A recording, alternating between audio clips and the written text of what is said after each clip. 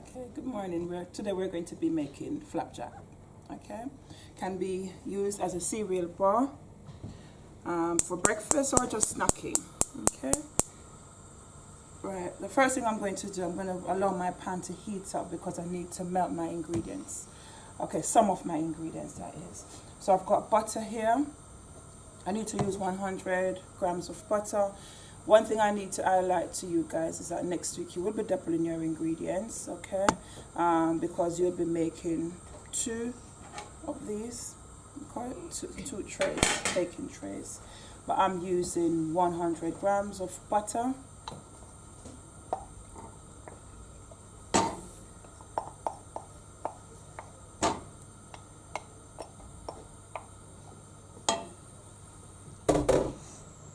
I need roughly 2 tablespoons of golden syrup. Instead of using my spoon, actually, I'm just gonna go freehand, okay, with this. Estimate, but roughly 2 tablespoons. I will help you with this next week. So therefore, you're going to need roughly 4 tablespoons.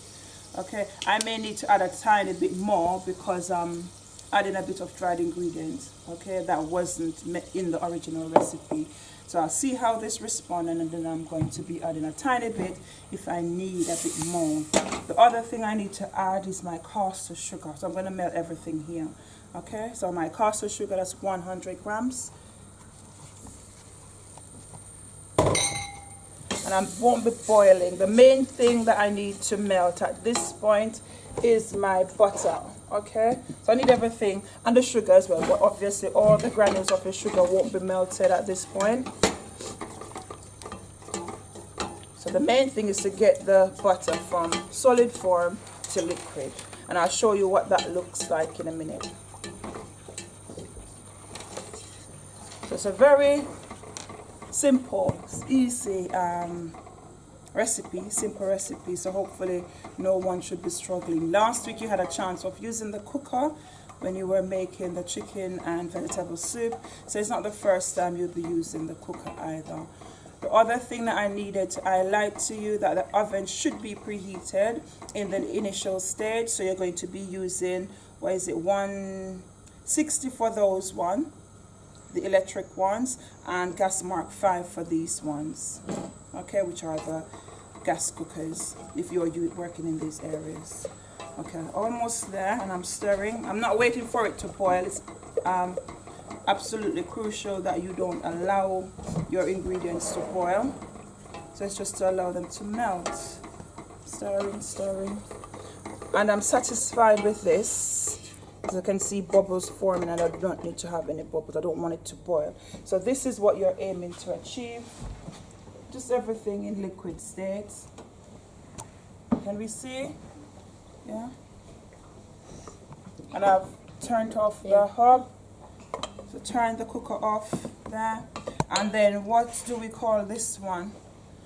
Yeah? Heat-proof mat. Okay. So instead of working on the cooker on the hob, you're going to remove it at this point, the saucepan at this point, and place it on a heat-proof mat. If you can't find a heat-proof mat next week, all you need to do is fold one of these tea towels in half and then place it on the surface and use the tea towel, okay, because we do not have enough heat-proof mat. And the main reason for that is to protect the surface, okay, from the hot pan. The next thing I'm going to be doing is adding my oats, and I've got 250 grams. You're going to use 500, okay? So I've got 250 grams of porridge oats, and I'm just going to mix, okay? The aim while mixing is to ensure that all the oats particles are fully coated, okay? So none of the oats particles should be dry at the end. That's what we're aiming to achieve. I need to stir in another ingredient. So Miss has given me a bit of desiccated coconut, so dried coconut, and raisins. These were not in the original recipe, okay? So therefore you do not have to use them. You may want to use a bit of raisin on its own, or cranberries or blueberries, dried. They have to be dried, okay? Or dried mangoes, apricot, desiccated coconut, okay? None of those fruit need to be fresh. They need to be dried. And the main reason for that is because the fresh fruit will produce liquid while the flapjack is cooking, and you do not want that. Okay, otherwise the consistency won't be that great. So I'm going to add these ingredients, and this is why I said I may have to add a bit more syrup if needs be, because these are dried and you need maybe need a bit of moisture if you're going to add additional ingredients in. Just going to mix this again and see how it responds. I may need a tiny bit more syrup because it's quite crucial that all my ingredients are able to stick. I'm going to show you in a minute what it looks like. It looks like it's fine actually. It looks okay. I'll show you what I'm aiming to get, or what your end product should be before placing it into your tray. So quite easy. I don't want anyone to bring any chocolate though. So you're only allowed to bring dried fruits or desiccated coconut. Don't bring any chocolate. It's already sweet because we added quite a bit of sugar and golden syrup. You see, Dahlia? Why are you hiding behind Miss? Why you can't see? Right, so I'm satisfied with this. Am I going to be cooking it in this pan? No. So I've got a tray ready, and it's already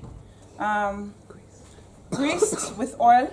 It's important that we grease the sides as well. Okay, I've already done that. But it's important to grease the sides because you need to be able to remove your flapjack with ease at the end. Okay, so my tray is greased. You're going to make 2 of these, as I said at the beginning. Just put that to the side. And then I'm just going to add my mixture. Does it look like flapjack? How many of us know flapjack? What it looks meant to look like? Is it looking like flapjack yet? Really? Slightly. I need to do one more step. I'm not going to waste any of my mixture.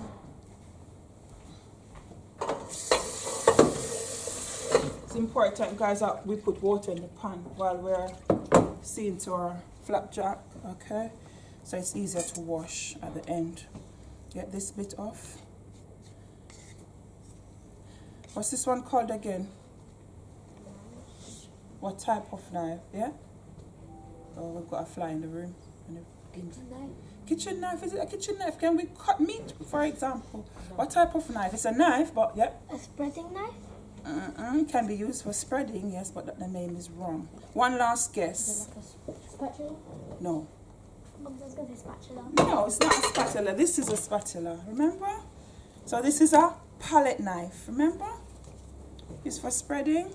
Or depending on what you're doing, if I'm baking some cookies and I've got them on the tray, I can use it to lift my cookies as well, but mainly for spreading, or see what I'm doing here? Using it to even or flatten my mixture. So that's my palette knife. You'll use it for spreading your sauce on your pizza as well. So it's quite multifunctional. So please remember the name, palette knife. So it's not a sharp knife. I wouldn't be able to use this to cut any chicken or anything. It's blunt. I'll be standing here forever, all day, trying to cut chicken with this. See what I'm doing? I'm using it to flatten, and I'm using quite a bit of strength. Okay, because I'm allowing the knife as well as my energy, okay, my strength, compressing the oats particles with the other ingredients. So when it's finished cooking, it doesn't crumble. Okay, I'm able to cut it with ease.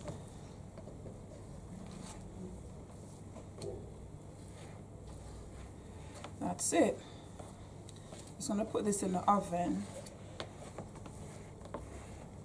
and I'm going to allow this to bake for about 20 to 25 minutes. It's about 20 minutes, yeah. Depending on the oven that you're using, some of these ovens are a bit thicker than some.